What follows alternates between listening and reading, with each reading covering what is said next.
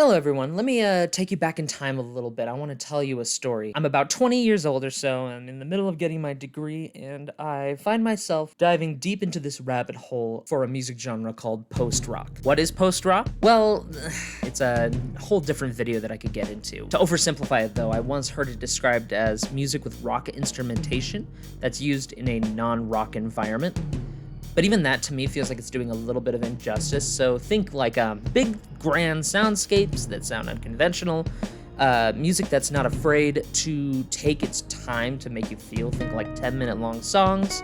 And stereotypically the music tends to build and build and build and build towards this huge climax at the end that is just gorgeous, overwhelming, and raw in emotion. Think bands like Explosions in the Sky, Sigur Ros, and Mogwai. A good example of this kind of music actually would be every single trailer for shows that are similar to like Planet Earth.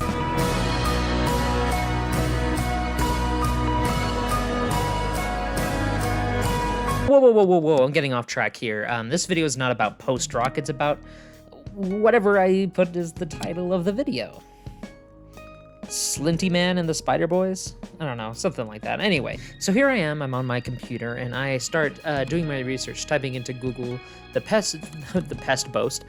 best post-rock albums ever made, and stuff like this. And this one album kept appearing over and over again on so many different lists. It was this album cover that was black and white, and had these four, young dudes just kind of floating above the water, like at like chin level, and are kind of smiley but kind of mysterious. It's kind of a haunting album cover, and so obviously I was interested in this because not only did I find this album when I was searching for post-rock, but I was also seeing it pop into like best albums of all time lists. Like it was in the Pitchfork magazine's best albums of the 90s.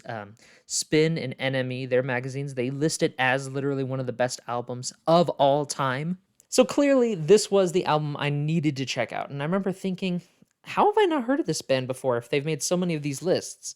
I mean, at this point, I considered myself a well-versed, music man with the bass trombone and the piccolo. At that point, I went through my hipster phase in high school. I had a snooty phase at the beginning of college, and I was accepting of all of my flaws via guilty pleasures and such by the time I was 20 at this point. So how did I miss this one? I drove home for the weekend from college, and on my way, I put on Slint Spiderland in my car.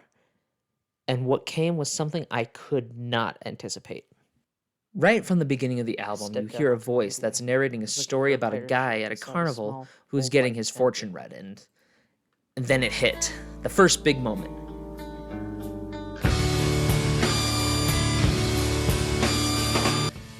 Creeping up into the sky.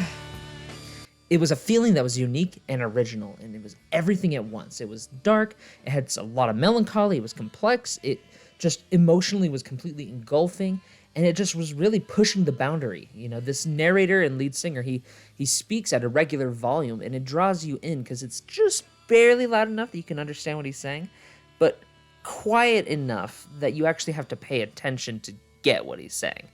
And then right when you're like just kind of in the music, it just smacks you in the nose and immediately pulls your freaking shirt into this otherworldly atmosphere. Every instrument, in my opinion, is perfectly balanced. There's not one that's outdoing the other. There's no showing off that happens on this, and it really feels like it's like one musical group, not just like a few musicians playing music. It sounds like it was one like huge, weird transformer-ish being that is performing everything at once. It feels like one voice in a band. 6 tracks and 40-something minutes later, and it feels as though I needed a cigarette. The second that I got home and I was actually alone to look it up, I looked up more information about this band, and that's when it went for me from, wow, to, whoa, shit, they're a bunch of freaking toddlers. They're Rugrats. Okay, whoa. Let me get some context here. Let's type Slint into the YouTube search bar, Slint Spiderland to the YouTube search bar, and unpack what it shows. This video, this is the one that blew my mind. You see, I mean, look how young they look. They're rehearsing in like a basement of one of their like childhood homes, and yet these 4 like freaking teenagers created this? And as it turns out, yeah, they did. Slint formed in 1986 in Louisville, Kentucky. Not LA, not New York, Louisville, Kentucky. Started by Brian McMahon, David Powell, Britt Walford, and Ethan Buckler, who was bass. And at this time, they were all between the ages of 16 to 18 years old. They recorded their first album and released it 1 year later. It was called Tweeze, produced by Steve Albini, who has this just amazing track record after Slint. Names like the Pixies, PJ Harvey, Nirvana, even acts today like Foxy Shazam and Joanna Newsom. So what do I personally think of this album? Well... Hi everybody, Parody the Mantano here, the world's busiest music nerd. And today we will be looking at Slint's first album. It's a classic review of Tweeze. This album is a relentless powerhouse with untapped talent. This album is produced by the world-famous Steve Albini, which his production in spots is just spot on. The drums, they are so clear and powerful and just driving, as well as the guitar lines that are thrown in. It just has all this raw emotion.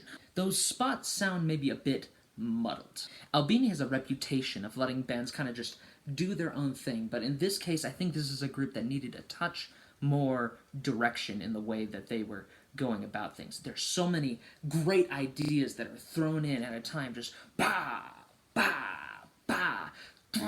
Because there's so many ideas, it feels like it's just a little unfocused in spots.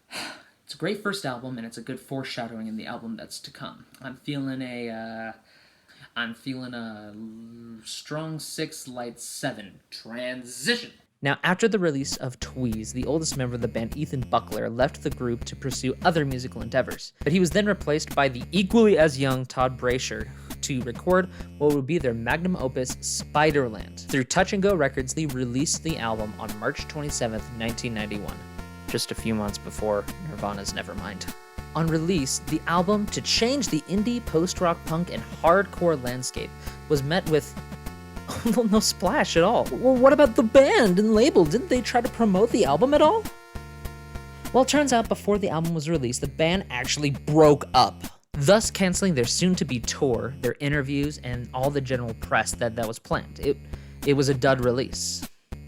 While greatly unceremonious, through the years, it became super apparent how important the album became. Spiderland is without a doubt the major influence and birth of many different genres like post-rock, math rock, sometimes some indie rock, post-hardcore, noise rock, and even influences that I believe resonate today with this wave of sad boy music in the charts. But on top of that, honestly, it's an album that genuinely doesn't sound like anything else. It's experimental, it's exploratory, it's heavy and soft, and shockingly enough, it sounds so unpretentious. After the band broke up, these wingdings decided to start some various different groups as well as join other existing bands, and believe it or not, actually have reunited quite a few times to go on tour as Slint. But they have never come back and fully reunited to create a brand new album. And in my opinion, I think that's for the best. I believe that Spiderland is kind of lightning in a bottle to an extent. If they tried to create something today, it wouldn't have the same punch or influence as it did back then because, well, by the simple nature of the fact that they're older, they've experienced new things. I'm sure they have different perspectives on things, and I'm sure it would be great to listen to it, but it won't be Spiderland 2. And for that reason, I think it's perfect how they ended it.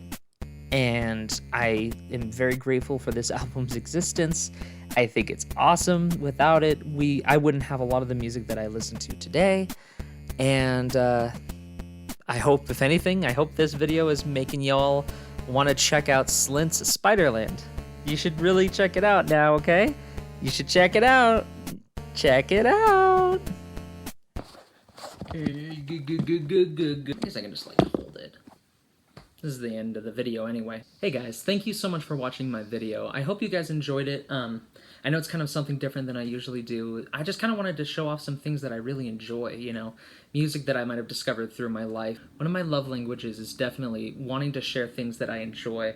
So this is kind of one of those videos. It was kind of like a passion project, something that I wanted to share with the world. Another thing I wanted to say in this is, at this time that I'm recording this, I've hit just about I'm just about at 60 subscribers, and that's really sweet.